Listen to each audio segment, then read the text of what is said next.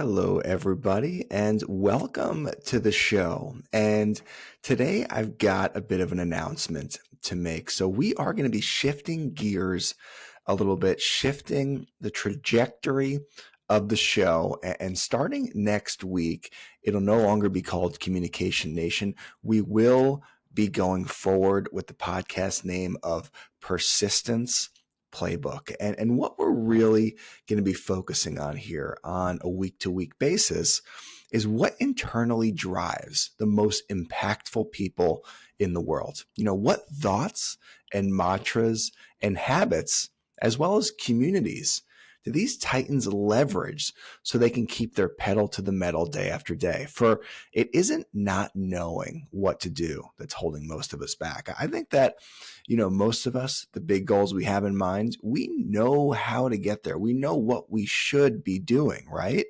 But it's not knowing how to sustain the consistent motivation and focus needed to beat daily resistance, the daily resistance we feel to the meaningful work we know we should be doing. How do we beat that resistance, and how do we do great things in the world? So on Persistence Playbook, we'll search for these answers on a weekly basis so that this community can fulfill their promise and do the great work that they were born to do. So today we're going to have a little mini episode to kind of get the ball rolling in that direction. 5 ways that we can start building that discipline muscle today. All right, guys, number 1 is set clear goals and prioritize the task, right? We want to define specific, achievable goals. We want to break them down into smaller, manageable tasks. And we want to prioritize these tasks based on their importance and urgency. We want to have a clear roadmap that will help us to stay focused and disciplined in pursuing our objectives. So basically, all that is to say is we can't have discipline without goals, right? If we have no goals, we have no objectives for the day, then there's nothing to use our discipline on. So we need to sit down every week and we got to say, what are the 5 to 10 things I want to get done this week?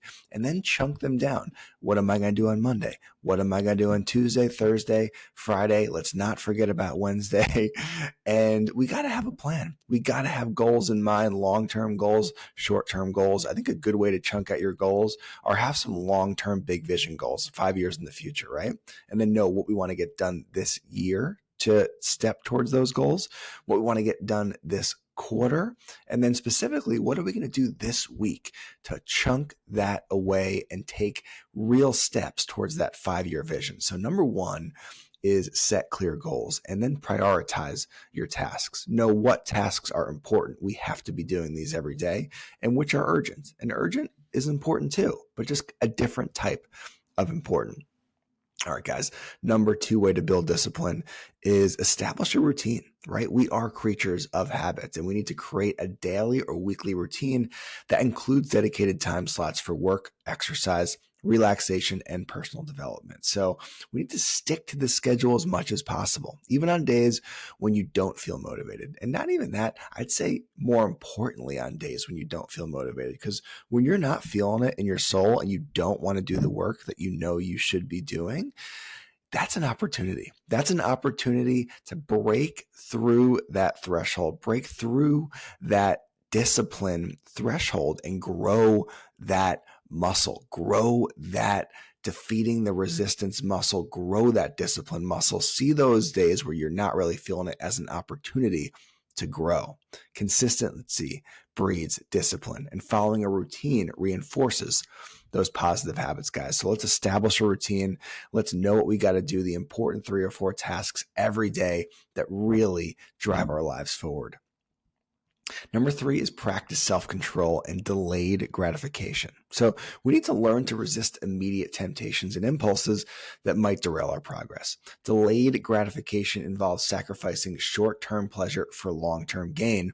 Practice self-control by avoiding distractions, setting boundaries, and staying committed to your goals, even when faced with challenges or setbacks. So some practical ways to do this, I'd say, is try and have 1 to 2 to 3 hours of deep work. I think the morning time is the best time for this. Shut your phone off and just go to town on the tasks and projects that really need the most focus. And another way to kind of practice delaying gratification is with food. Let's say you have a craving for a snack that you know is not really in line with your fitness goals. Let that craving pass, right? Set a timer for 15 minutes and you'll be surprised at the end of that 15 minutes, you may not even want the junk food anymore. But if you do, have it. You've delayed the gratification. You're building that delayed gratification muscle, and we need to consistently build that delayed gratification muscle if we're going to do great things in this world. All right, number 4 is stay accountable. Hold yourself accountable for your actions by tracking your progress, setting deadlines, and reviewing your performance regularly. Share your goals with trusted friends, family members, or mentors who can provide support, encouragement, and accountability. There's just no replacement for human accountability, guys. We're going to be so much more likely to do something if we tell someone that we respect that we intend on doing it.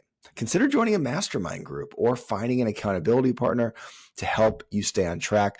I joined a mastermind last week, or actually helped form one with 3 other really amazing entrepreneurs, and I'm already seeing benefits. I'm already taking action on projects that I was procrastinating on because I know we're meeting in a week, and I know that I am going to have to bring something to the table. And if I didn't do what I said I was going to do, I'm not going to feel good about that. And we don't want to feel bad, right? We want to set intentions and then keep those intentions internally and with others, because our integrity is the most important thing that we have. And if we can set goals, if we can make promises to ourselves and others and consistently keep those promises, then we really start to take control of our life. All right, guys, number 5 is embrace failure and learn from mistakes. Understand that setbacks and failures are inevitable parts of the learning process. Instead of being discouraged by them, use failures as opportunities for growth and improvement. Analyze what went wrong, identify areas for improvement, and adjust your approach accordingly. Cultivating resilience and perseverance in the face of adversity is essential for building discipline over time. Remember, there's no losing. Either you win or you learn, and learning is winning too. So it's win or win, guys, but you got to go in with that mindset. All right, guys, this has been the first mini episode of Persistence Playbook.